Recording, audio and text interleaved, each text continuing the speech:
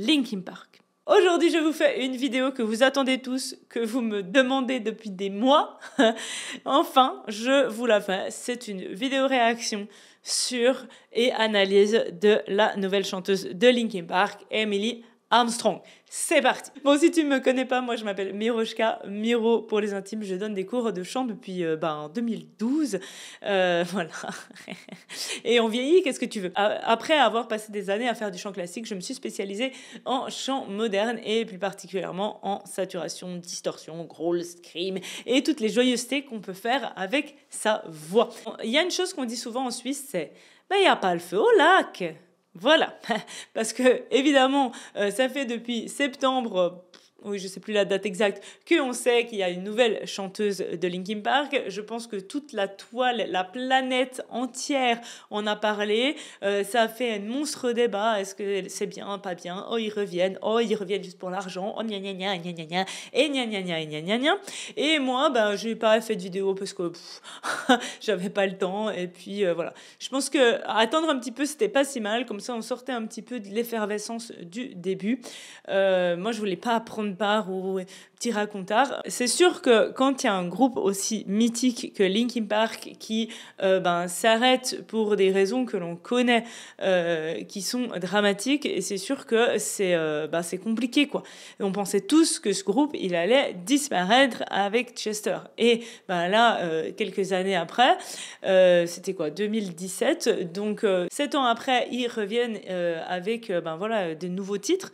C'est sûr que c'était un pari pour eux. C'était un gros pari. C'était sûr que tout le monde allait discuter à droite à gauche. Et là, ils débarquent et ils présentent une femme au chant, Emily Armstrong. Et je pense, avant de commencer la réaction et l'analyse, je pense qu'ils ont bien fait de prendre une chanteuse. Déjà parce qu'ils ont trouvé une personne qui me semble vraiment super cool, mais aussi parce qu'en fait, s'ils avaient pris un homme pour succéder à Chester Bennington, qui est quand même une référence, une voix mythique, un chanteur qui a marqué toute une génération, je pense que s'ils avaient pris un homme, ça aurait fait encore plus de débats. Ça aurait été encore plus difficile pour la nouvelle personne de s'imposer comme le nouveau chanteur de Linkin Park. Et je pense que là, mine de rien, le fait que ce soit une femme, ça permet d'éviter certaines comparaisons. Et je pense que c'était plutôt bien, stratégiquement parlant, de faire ça. Voilà, donc moi je suis un petit peu hors des débats de oui, c'est bien, c'est pas bien. Moi j'ai comme très certainement tout le monde dans ma génération qui aimait un peu le métal, on a grandi avec Linkin Park. Donc pour moi, c'est vrai que leur arrêt, le décès de Chester, c'était un petit peu choquant, quoi, parce que c'est vrai que voilà, c'est un groupe mythique qui nous a accompagnés longtemps. Et c'est vrai que le retour, personnellement, ça me fait plutôt plaisir. Ça me fait plutôt plaisir, d'autant que ils reviennent en faisant du Linkin Park. Ils réinventent pas la sauce, juste ils ont changé de chanteuse. Voilà, comme ça tu as aussi mon avis. Maintenant, on va aller regarder plus précisément ce que ça dit. Donc, j'ai choisi The Emptiness Machine, la version live. Donc, c'est un petit peu la première fois que Emily a été présentée au public avec cette chanson. Donc voilà, moi je trouve ce clip assez cool. Parce que vous imaginez l'émotion des gars et de la fille, hein, mais l'émotion, tu reviens des années après le drame qu'ils ont vécu, parce que je pense que c'est un drame pour eux. Ils reviennent et là ils reviennent devant leur public. Moi, quand je vois ce début de ce clip, ça me fout les frissons. Allez, c'est parti. Good to see you again.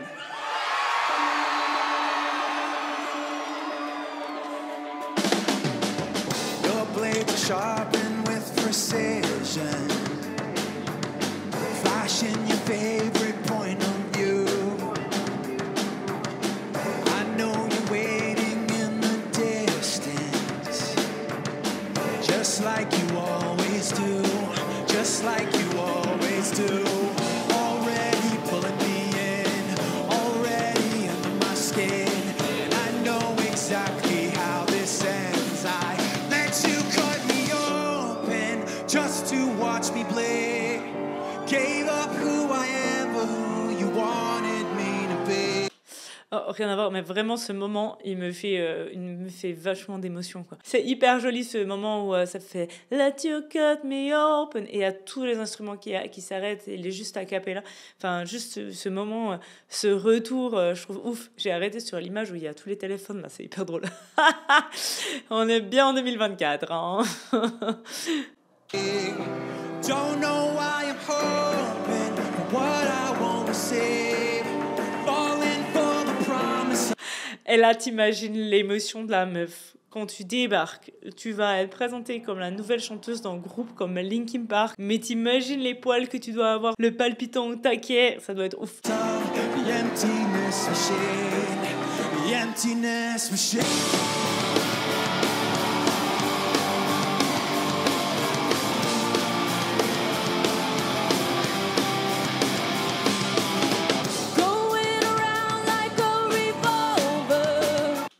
Ok, ça commence bien parce qu'elle attaque comme ça avec son Going around like a revolver. Donc là, on a une petite saturation sur le revolver. Ok, c'est une petite fausse corde. Donc c'est des fausses cordes légères, hein, c'est pas des fausses cordes type grunt.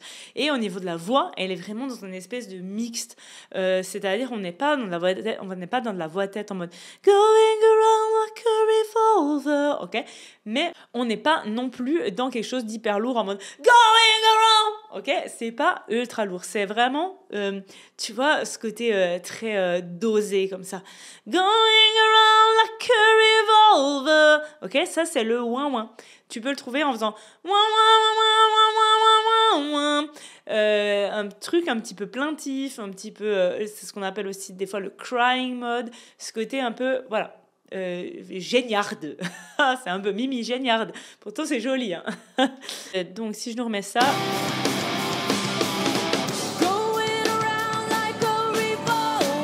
Voilà, tu l'as entendu, le petit revolver. It's been decided how we lose. 'Cause there's a fire under the altar. Donc jusque-là, c'est ce que je disais, on n'est pas dans du gros belt, hein. Des fois, j'ai des élèves qui veulent faire cette chanson et qui cherchent trop lourd. There's a fire under the altar. I keep on lying to. I keep on lying to. Ok, donc là, sur les I Keep On Lying To, on est toujours aussi dans ce côté un petit peu fausse corde. Et en plus, je sais pas si tu l'entends et autres, elle met une petite impulsion qui l'aide à lancer ça, mais ça ne veut pas dire que c'est très poussé, ok? Il faut que tu penses très twangé. I keep on lying, I keep on lying. Et une petite, comme si t'allais grogner. I keep on lying, I keep on lying. Tu vois? I keep on lying to. Donc juste, un petit grognement d'avant. Mais surtout, il ne faut pas perdre le twang. Il ne faut surtout pas que tu perdes le twang et que tu fasses keep on, un truc trop.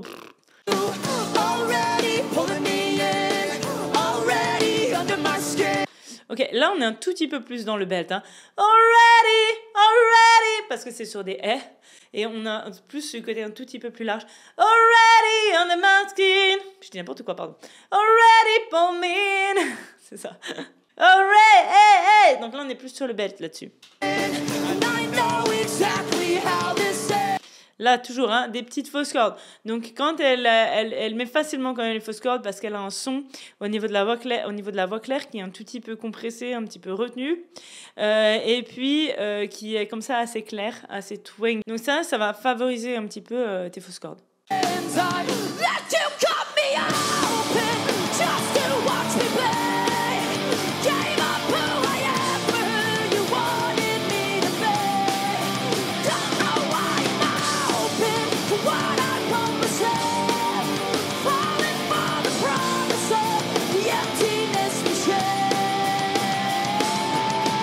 Donc, qu'on revoit ce refrain. Donc, globalement, dans le refrain, elle fait plus ou moins la même technique tout le long. Hein. Donc, globalement, on a cette technique-là tout le long. Donc, on part de quoi? On part d'une base qui est un petit peu mixte ou belt. Let you cut me open! Donc, pareil, hein, de nouveau bien twangé. assez haut parce que ça va favoriser ce type de scream-là. Et là, on est sur quelque chose qui va dans le sens du fry scream, où on a les fausses cordes, on a du creaking à des moments, mais pas tout le temps. Hein. Du creaking à des moments. Donc, quand on a des fausses cordes et du creaking, en général, on est sur du fry scream. Et on a quelque chose de très twangé et surtout très tonal. Okay, on n'est pas sur un type de scream qui est atonal où on va plus du tout entendre la hauteur de note. Non, là, on l'entend chanter. Donc, c'est quelque chose qui reste quand même assez léger. Et je trouve que c'est un des trucs les plus durs à maîtriser. C'est vraiment ce que faisait aussi Chester Bennington. Hein. C'était aussi ce genre de choses. Donc, en fait, il ne faut pas que vous cherchiez ce type de son-là par le creaking, en mode ah, let you get me open. Ok, en mode creaking, c'est pas hyper efficace parce que il n'y a pas que du creaking.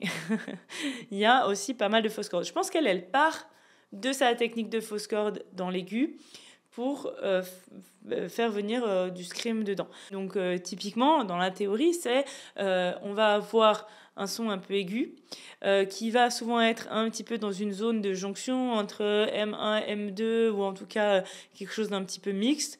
Où on va pas forcément avoir un accolement très très fort ou alors on va être dans la zone, tu sais, la zone où ça a envie de craquer.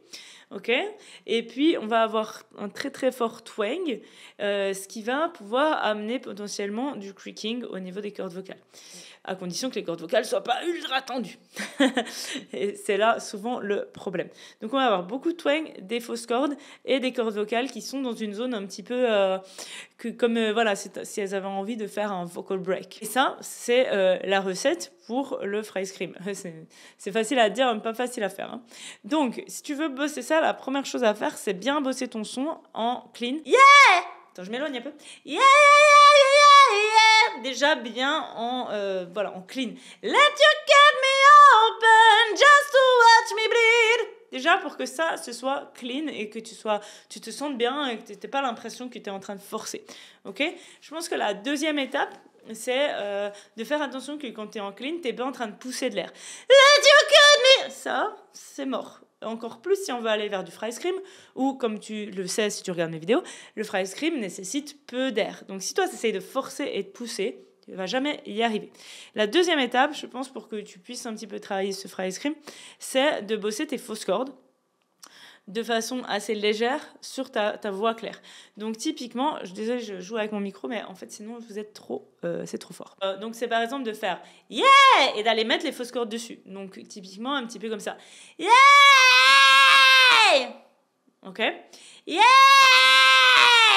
Et de pouvoir les avoir ce grain un petit peu léger sur la voix et de pouvoir faire ton son avec ça, de pouvoir faire yeah! Déjà, juste travailler tes fausses cordes sur ton clean. C'est déjà, franchement, si on a ça, on est déjà pas mal. On est déjà assez proche. On est déjà dans la direction de ce qu'elle fait. Et si tu arrives déjà à faire ça, ce sera une bonne étape pour aller après vers le fry scream. Ce qu'il faut surtout, c'est travailler à pas vouloir pousser de l'air. Okay ? Si tu essayes de pousser de l'air, ça va pas du tout fonctionner. Ensuite, l'étape d'après, c'est un petit peu la plus difficile. Il y a plusieurs chemins pour y arriver. Et je sais pas si cette vidéo réaction est vraiment la place pour bosser ça, parce que c'est pas facile et surtout, on peut vraiment se faire mal à essayer de bosser le fry scream avec les fausses cordes. Mais tu peux aller... En tout cas, essayer de jouer avec le vocal break dans cette hauteur-là.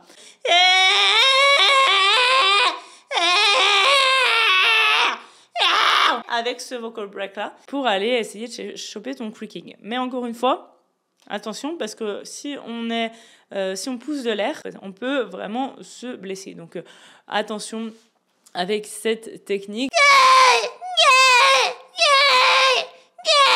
Tu peux aller éventuellement jouer avec le passage ou avec le côté plaintif, comme ça.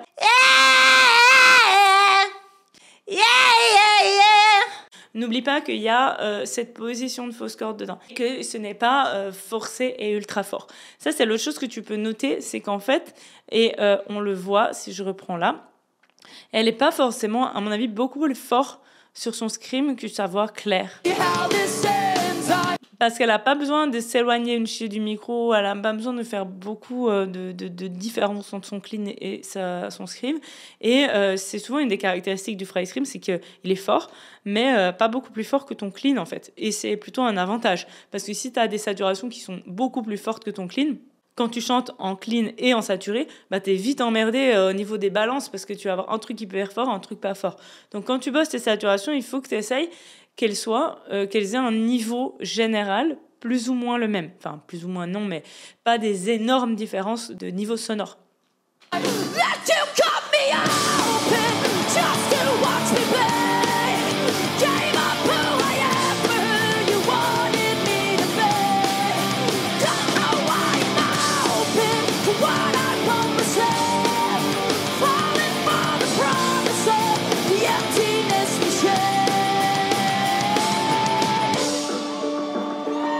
Voilà, je réinsiste, si déjà tu n'arrives pas à faire correctement le chant clair sur ce refrain, ça sert à rien que tu ailles essayer de faire les saturations dessus, quoi.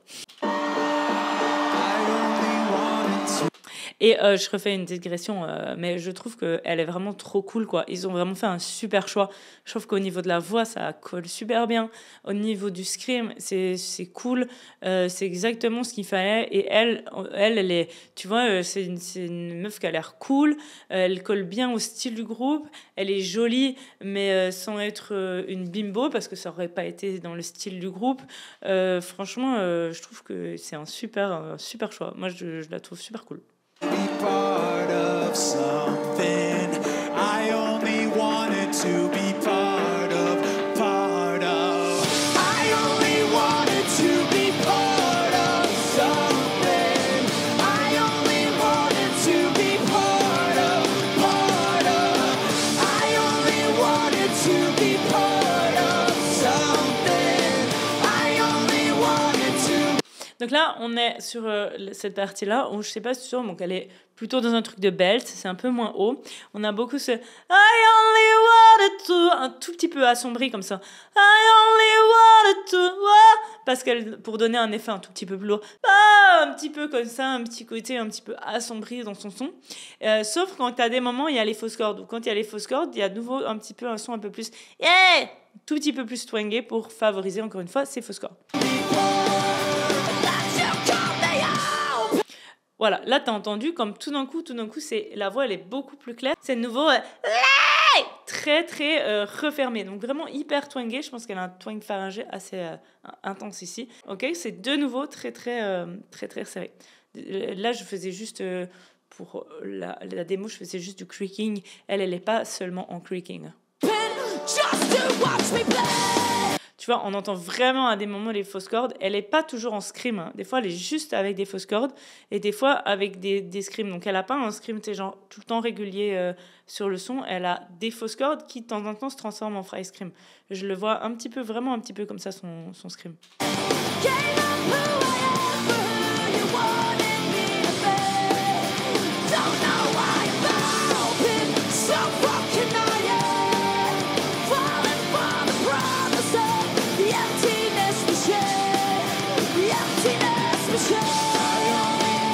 Et tu vois, là, on voit que, comme il y a le micro, on voit qu'elle ne doit pas faire beaucoup de différence de volume. Hein. Ça prouve qu'elle a quand même une bonne maîtrise de ses volumes, de son scream, etc. C'est cool.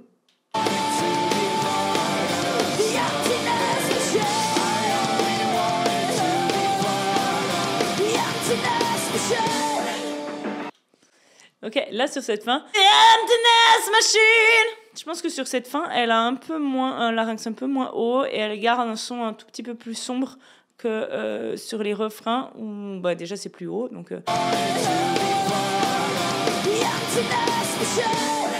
Voilà, mais on est quand même toujours plutôt sur une basse fausse corde, mais c'est vrai avec un son qui est un petit peu moins twangé sur cette fin là. Ladies and gentlemen, that is Emily Armstrong. That is Emily Armstrong. Yes, cool. Ben, ça m'a fait vraiment plaisir de faire cette petite vidéo parce qu'en vrai, ça faisait longtemps que je me disais qu'il fallait vraiment que j'en fasse une. Ça faisait longtemps qu'il fallait que je reprenne surtout les vidéos réactions. Donc ça, je suis vraiment hyper contente d'avoir enfin repris. Mieux vaut tard que jamais, comme on dit. Ben, j'espère aussi que ça t'a plu. Moi, j'attends tes commentaires. J'attends tes commentaires déjà sur sa technique vocale. J'aimerais bien aussi ton avis sur cette chanteuse, sur le retour du groupe, etc. On peut faire notre petit débat à retardement sur le groupe. Donc, si je veux faire un résumé, elle va majoritairement naviguer entre des fausses cordes et une forme de phrase scream tonale médium et complexe. Et sa voix claire qui va naviguer entre un belt et un mixte, évidemment, pour ce genre de style, avec un petit peu de compression qui va l'aider à avoir et à activer régulièrement ses fausses cordes. Elle utilise la majeure partie du temps un timbre assez clair, sauf de temps en temps où elle va, comme vous l'avez vu, assombrir un peu le timbre en élargissant, disons, le conduit vocal, ce qui va amener des couleurs un petit peu plus sombres. De temps en temps, elle a ça. Peut-être elle joue aussi un peu sur la hauteur du larynx.